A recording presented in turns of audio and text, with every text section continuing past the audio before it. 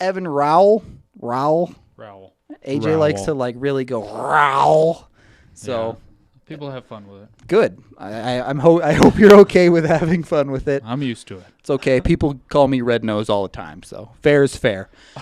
This is the DNVR Avalanche Podcast presented by The Green Solution. You can visit any one of their 17 Colorado locations and head to their express checkout to be in and out in minutes. Or you can go online and order it to get shipped directly to your door. You can use code DNVR2019 to get 20% off your purchase. The Avs are now 5-0 in a game that felt really easy until it didn't against the Washington Capitals. Evan, you got to love the first period at least. Yeah, and I mean, honestly, when you get up 4-0, it's just natural that you're going to step off the gas a little bit. So of course. I don't look too much into, what happened the rest of the game just because it's just you're in another team's barn. They're going to eventually pick it up. They're not going to want to get their butts kicked right the entire game. So, the first 10 minutes was just out of control. Every shot was going in. Literally every shot was going in. Every shot against Braden Holtby wasn't stopping anything. They were just a machine, and it's everyone's scoring right now, and that's the beauty of it all. Yeah, that's kind of the craziest part for me is washed under all of the game. I didn't even mention the first two goals were both defensemen. Eric Johnson and Nikita Zadorov, both their first goals of the year, so nobody's missing. No, nobody's missing. And I mean, I look at that Eric Johnson goal, and I think if that was me or anyone else, I would have walked into that and just wound up and ripped it, and he just let a wrist shot go low to the ice. It was a really smart shot and ended up going in, and then you got the Zadorov goal, which was from some other dimension. I mean, it was a spinorama. It wasn't the fastest spinorama you're ever going to see, but went in, and luckily he didn't kill Mackinnon when he took the shot. Mackinnon knew to get out of the way. Yeah. Clearly, he got some hops on that one. Yeah, I wonder if they can do the PNT can do a vertical. Yeah, there you go. Exactly 27 inches of whatever off the ice. But the best part of it was, for me, is that they were created by the forwards, but it was a defenseman jumping up into the rush, right? The Zadorov goal was Mackinnon to Rantanen over to Zadorov, and then the Johnson one was Burakovsky and Kadri doing the work. So it's still those top lines getting involved. Absolutely. And even if you watch the first goal, Donskoy's back covering because Ian Cole, I think that was his second shift. Yeah. He joined the rush, and he kind of created some space there where Johnson just had all the room in the world. So everyone's getting involved right now. It's a lot of fun to watch. Yeah, well, let's get back to the goals, but you mentioned Ian Cole. His first game back, obviously, back incredibly quickly. If I'm being honest, he was pretty invisible in the game, which is fine for a first game back off of a double hip surgery, but is there still some process to go there? Yeah, I mean, I thought he was pretty good, but obviously if Ian Cole is invisible, that's probably he had a good game, right? Yeah. He was +3. I know he was out there for, like I said, he helped create that first goal. Yep. And Bednar obviously is happy to have him back because it felt like he was on the ice for the last 4 minutes of the game. So it's good to get everyone back healthy. He's a little bit more stable than Barberio, who we saw already one game. He looked really good. Next game, kind of all over the place. Definitely on the roller coaster, yeah. So it kind of stabilizes things, and honestly, I'm at the point where I kind of expect Ian Cole to be Cale Makar's partner very soon. Yeah, we saw in the Arizona game, Bednar really, really shied away from that Zadorov-Makar pairing, and he didn't have to really shy away from anyone in this game. The Avs, it got adventurous, but they never trailed. Mm-hmm. Even so, EJ played 26, 27 minutes or something like that, so Bednar still does have that tendency to lean on those veteran-type guys. Yeah, and they did bench that Makar-Zadorov pairing towards the end of the second period where I felt that was a whole team breakdown on that second goal. I didn't think it wasn't on Z at all, in my opinion. On either of those guys. Yeah. Kadri went to forecheck, I think, and then Burakovsky and Donskoy kind of got mixed up on covering the third forward down low there. So it was just a whole mix-up, but I think they're a wild card pairing. We saw it with Zadorov and Barry, and now you switch Barry out with a rookie and Makar, and it's just kind of going to be the same thing. So I don't honestly expect that pairing to last much longer, and I think Ian Cole's going to be the safety blanket there.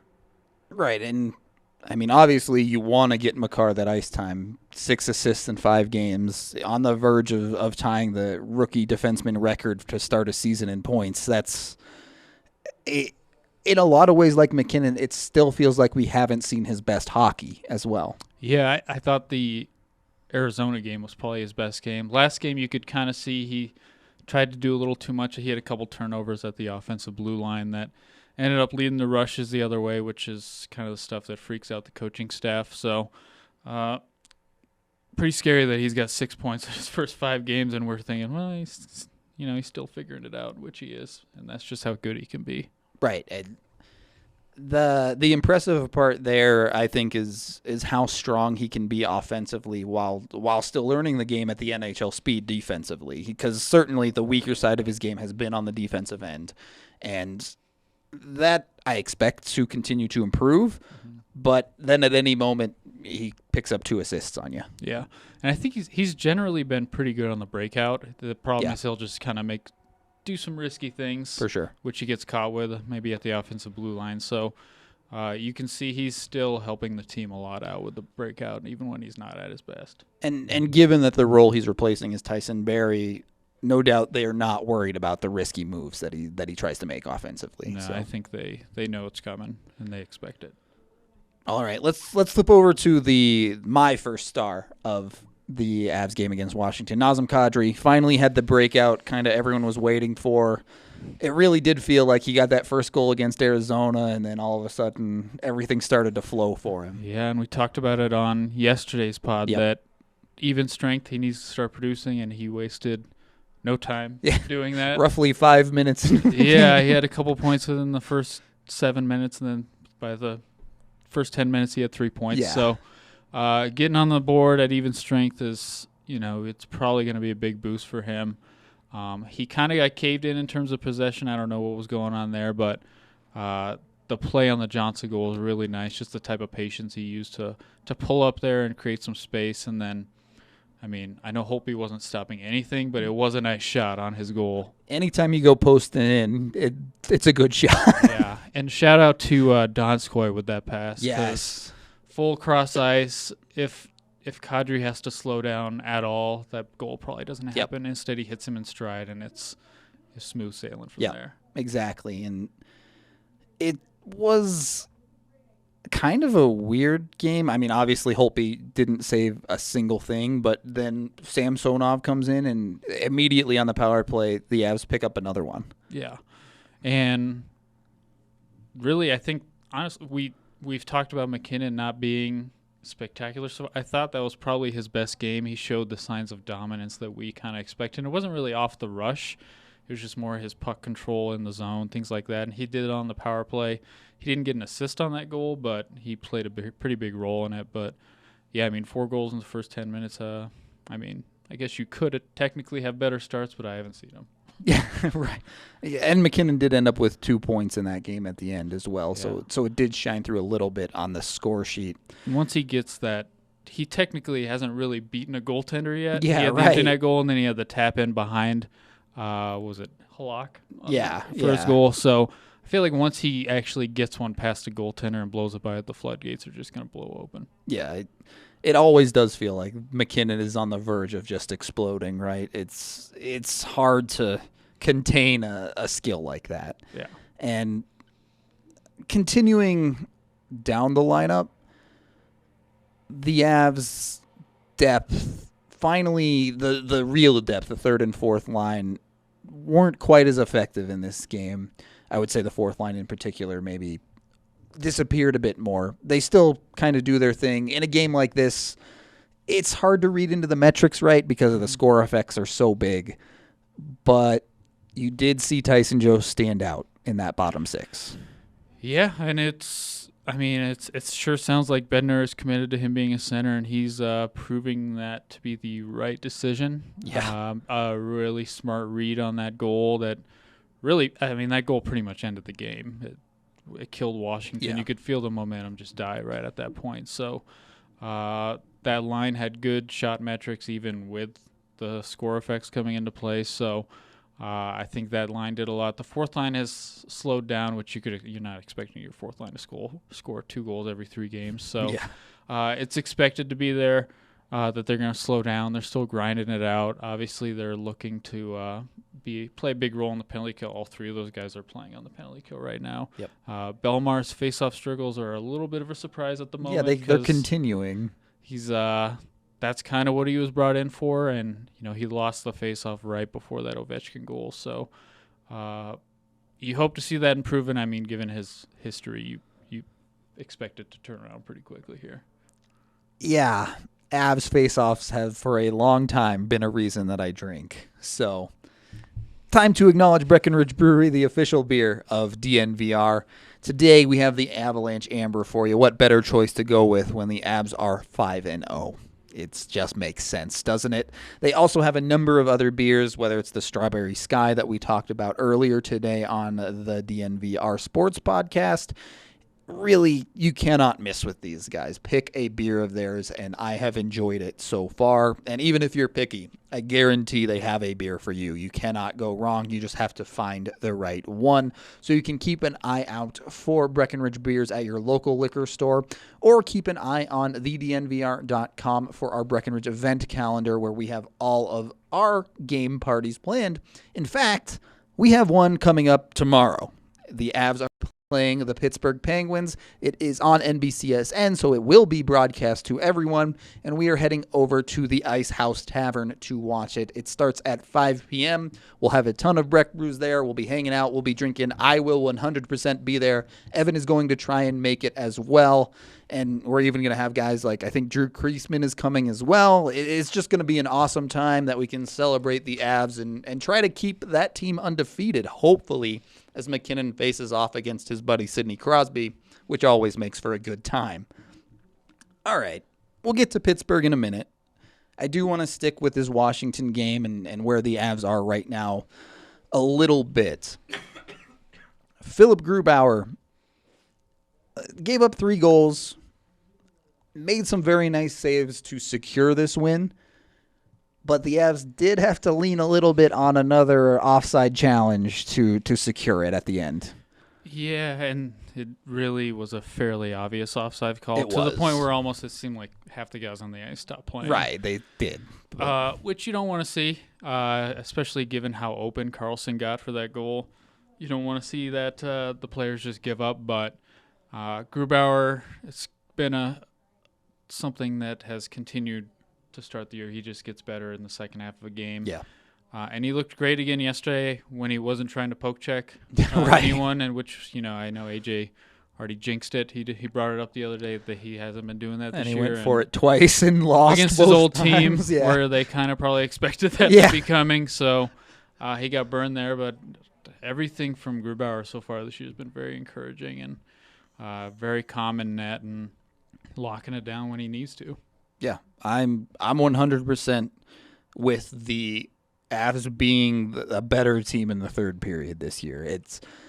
They have struggled to hold their leads, but again, I said this on last show as well, I think they've never actually relinquished the lead once they've gained it. It's gotten to tied, but they've never fell behind. When you want to be in control of all your destiny, and that's what the Avs have been doing all season long. So, and they've been doing it when they probably haven't played their best. They haven't played a full 60 minutes, so to be able to just turn it back on is a good sign, but also a sign that there is room for improvement. It's nice when you can basically play 20, maybe 25 minutes of a game against a team that won the Cup 2 years ago and still win 6-3. Yeah, and doing it early in the season is fine. You'd rather they not be doing this at the end of the season, because then you'd be a little bit worried about how this is going to translate to the playoffs. But to be able to get these points when you're not playing your best is a real boon, because it kind of separates you, because the Central Division right now is not looking too great. Really, a lot of teams are struggling. Dallas was supposed to be good, and they do not look good right now. Minnesota, we all obviously not good. Them to be poor. Chicago really hasn't played that many games, but they haven't looked great either. So we all expected 5 teams to come out of the Central Division, and it could still happen, but so far it's not been as good as we probably expected. Yeah, and, the Blues clearly prove that at any moment you can turn it around, but Nashville is really the only team outside of the Avs that is off to the start that everyone looked at them and said, yeah, this is what they should be doing. Yeah, Minnesota got their win yesterday against Ottawa. Yeah. I don't know if anyone actually cared that game happened, so I'm not sure it counts, but I guess technically it counts, but it doesn't really count that much. Was it worth it to give Minnesota their first win so that Edmonton could lose and the Avs are the only undefeated team remaining? Yeah. I guess I looked at the strength of schedule, and Edmonton's got one of the weakest schedules so far. So what the Avs are doing is a heck of a lot more impressive than what Edmonton's doing. So it's nice, but, let's keep it going. Yeah. The Avs being 5-0, 3 of those teams were playoff teams last year, including Boston being a cup finalist. Yeah. So they've had some legit wins on the schedule so far. And Washington, who I picked to be in the finals this year, who I need their goaltender to figure it out at this point now. Yeah, I mean, at this point, do you just go with Samsonov? Yeah. It's only been, I guess everyone has played more games than the Avs, so it seems like it's earlier in the season than it is. Right, but, I know. I think he did this 2 years ago when Grubauer took over, so I think as long as they make the playoffs, he'll probably figure it out. He just takes time off until it's playoff time to win games that matter. Yeah, it's a real veteran move, like Colin Wilson taking all the camp off. It's in preseason, basically. Well, I mean, let's talk about that conversation as well. With Cole coming back, it was thought that Compher was really just day-to-day, but now he's been put on the IR. Nichushkin has seen his minutes reduced pretty significantly, so that's the assumption is he's going out and Compher will come in when he's ready. But on top of that, with Jost playing so well at C, there's a lot of questions right now in how the Avs' bottom six starts to shape up. Yeah, and the other wild card in all this is I don't think Jonas Donskoy has practiced in like a week. Yeah. He just continues to miss practice because he's so beat up. Yeah. So having this many extra forwards is kind of a benefit there that they might be able to give him a night off if Compher's actually good to go. Just replace a right shot with a right shot there. And he's a winger. I guess that's where Compher, it would seem, would be going back in. So it gives you that benefit there. It would make sense that Nichushkin's the guy coming out. He just, after those first 2 games, he's looked a little bit more like the guy last year that couldn't score any goals. He missed a couple chances yesterday. He's getting the puck taken off of him very easily on the rush, which you wouldn't expect for a guy who's, if you ever stand next to this guy, he's an absolute monster. And puck should not be taken off of him that easily. So Compher replacing him makes a lot of sense, assuming everyone is healthy. And it adds, I would say, a little bit more skill and finishing ability to that line. Is this it for Kamenev? Even if Compher comes in, they need to waive someone. Would they consider Nuke, or is it really just Kamenev that you're staring at there? Sure doesn't seem like it's going to be Nichushkin, just given they're playing him. They've kind of taken him off the power play, but he's playing on the penalty kill. So it would sure seem like Kamenev's in a real tough spot. And given how much they like Bowers, I'm not sure that there's much of a future for him here, but all it takes is a couple injuries to get in the lineup and prove your worth. Most teams don't carry 14 forwards, so what the Avs are doing right now is a little unusual. And the fact of the matter is the guy's 23 years old. He probably needs to get into a couple games here at some point. I do wonder if the Avs start to look at a conditioning stint and see if that's a possibility to get him some games in. And if nothing else, maybe that gets some value up around the league. Because I could see somebody giving up a low pick for him. Something, yeah. The old, he was totally hurt, needs to go to the AHL. It's a good prospect who's had some bad luck. Yeah, very There's got to be some team around the league that's thinking that. So, yeah, and even if it's one of those scenery change type trades or something, you get something out of it is better than just him wasting away on the bench all year and then going unsigned. Yeah. And I like Kamenev. It's really unfortunate that he continues to get hurt. It seemed like he was finally figuring it out in the NHL last year, and then his shoulder blew up again. And it's just now he's back to square one on an even deeper team. So it's a tough situation for him. Right now the Avs kind of just have an abundance of forwards, and he's in a tough spot. So they could realistically just hold on to him as long as they want to. It's just a matter of, do they want to do that, or do they want to try to get some value out of this? All right, so let's just kind of close things up for this Capitals series. The Avs get their first road win. Obviously, the first period is a huge positive. Where can they stand to improve the most? It's tough to say because, like it's I said, hard to pick. Yeah, you're up 4-0. It's just natural that you're going to step off the gas. It looked like yesterday it was going to be the game where the Avs just kind of take over and blow a team out of the water, and it didn't happen that way. So I would say, I guess maybe stepping on the throats of the other team when you have the chance to. 4-0 is a pretty good indication of that, but just playing, I guess, play smarter. They kind of loosened up a little bit in the second period. Yes. It would be nice if Zadorov could stay out of the box. I realize he's getting some big man penalties, but his stick was pretty parallel yesterday. I'll say this. If Zadorov is going to go into the box against that Washington team, make it count, because they were running around on the Avs a little bit when it got out of hand, and Zadorov can end that with one big smash. Yeah, they definitely turned up the physicality, and it seemed to turn the game a little bit. Wilson was taking some runs.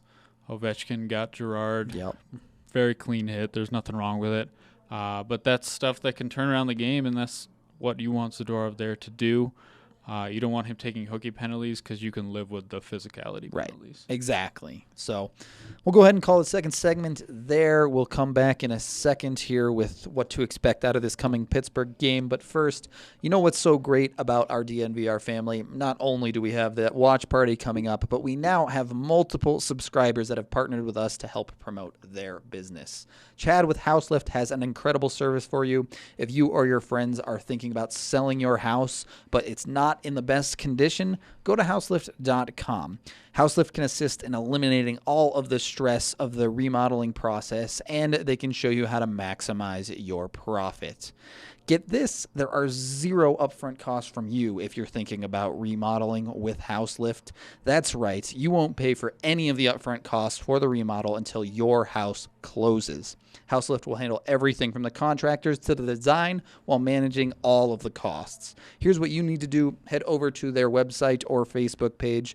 You can find both at houseliftcolorado.com and check out the incredible remodels Houselift has done for other homeowners here in the metro area. In past jobs, Houselift has helped put up to $60,000 back into their clients' pockets when it comes to remodeling and then selling the homes.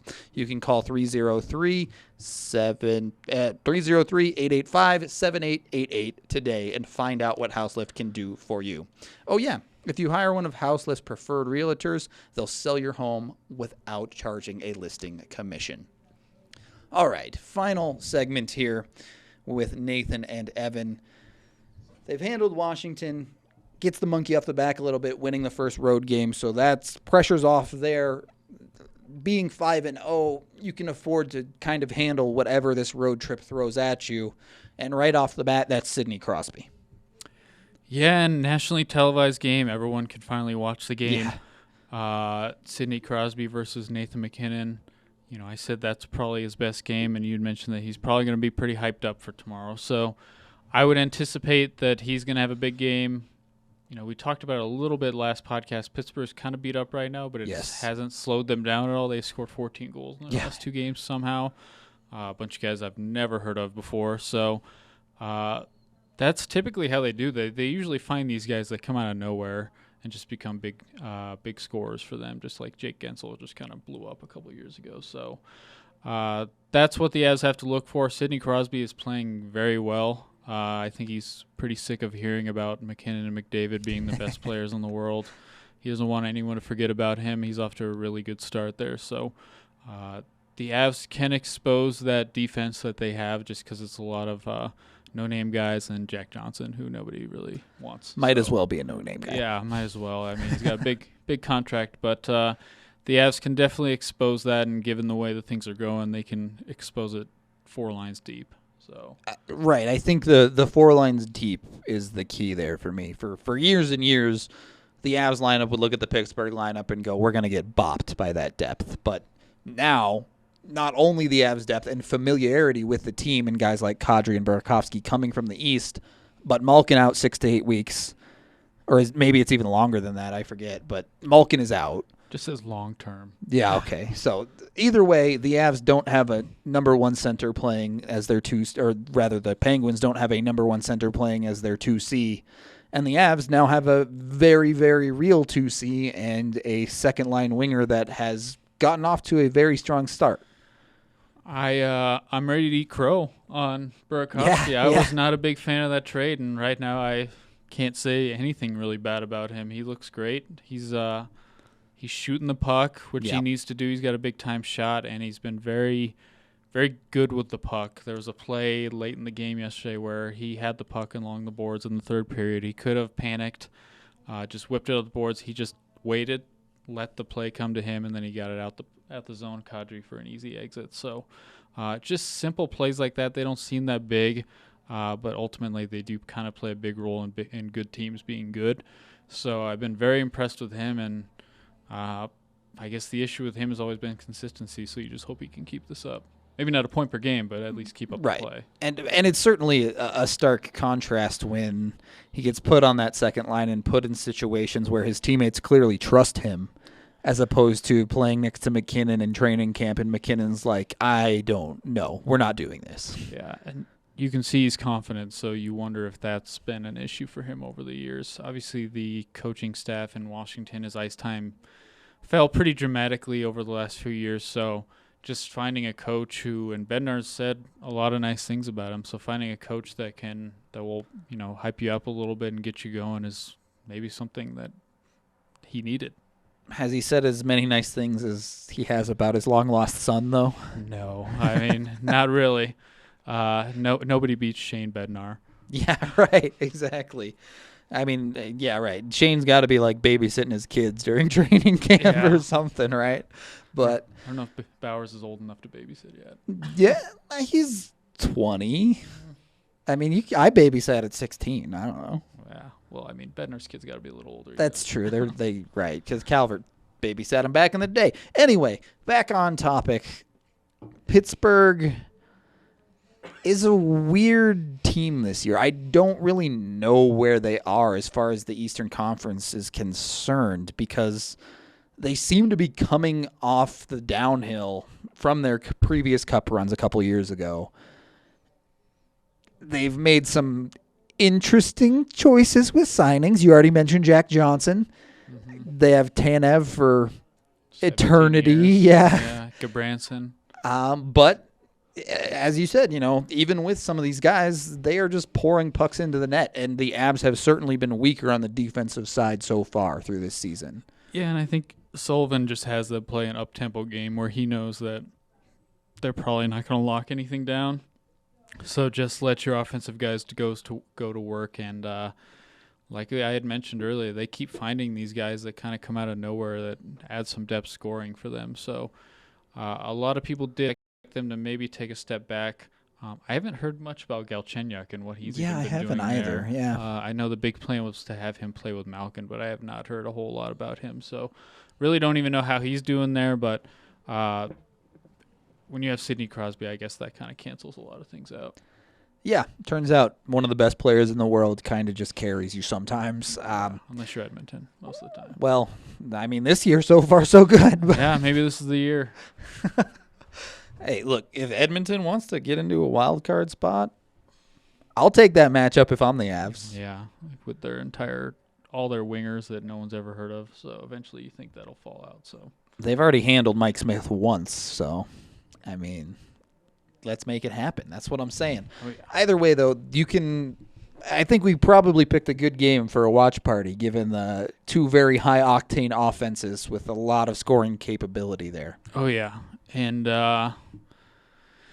it's the Avs are a confident team right now, so you just hope that they can continue this, and it'll be interesting to see. I don't think this Eric Johnson, it was the first game he's played 27 minutes. I don't want to see that become a regular thing moving forward, just because that's the type of thing that can just wear him out and eventually potentially lead to an injury there. So got to keep him a little bit, I guess, not as busy as he has been, or at least he was last game. So that'll be something to keep an eye on, but Should be a fun game. Like I said, Pittsburgh plays an up-tempo game. We know how the Avs like to play. It should be at least exciting and a good national.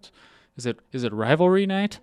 Technically, yeah. Even though this isn't a rivalry at all, but a rivalry between two guys that drove a Zamboni through Canadian City this summer. Literally trained together and are best buds. Yeah. I don't know. Yeah, it's a real battle. All right.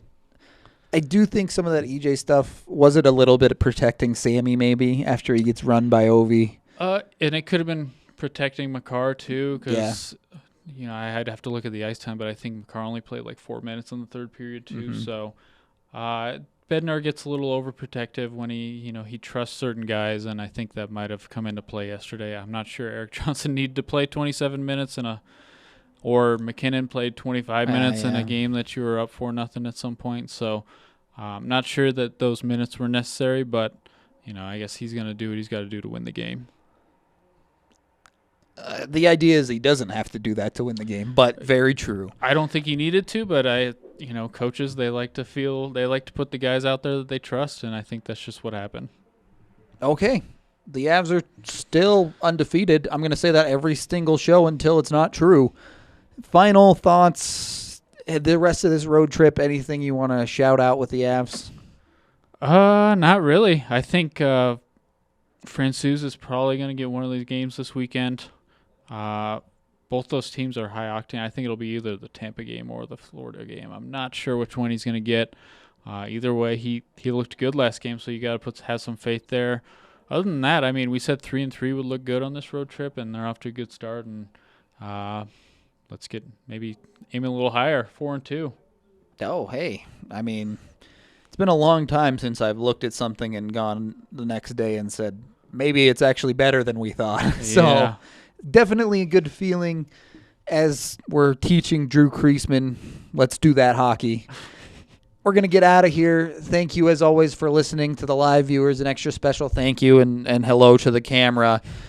We'll be back next week with another live show. We'll be back tomorrow at some point. I don't know. We'll figure it out what time we're doing it with the live watch party. So if you can't catch the podcast, just come down and talk to us in person. But thank you for listening, and you will hear from us tomorrow.